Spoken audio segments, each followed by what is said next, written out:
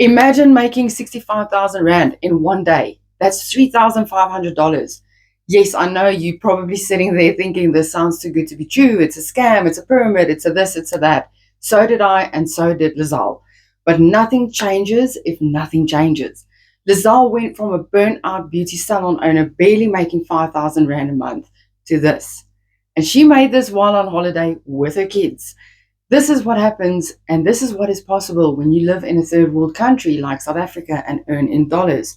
This is what happens when you get to take a proven digital product that everybody wants and needs, and you get to resell it for 100% profit.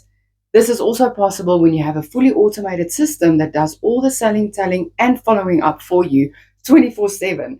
And all you have to do is spend 2 hours a day creating 3 pieces of content on a social media platform while the automated system works for you 24/7, 365 days a year.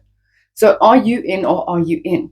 You are only one decision away from a completely different life, my friend. Comment yes, and I will share the info with you.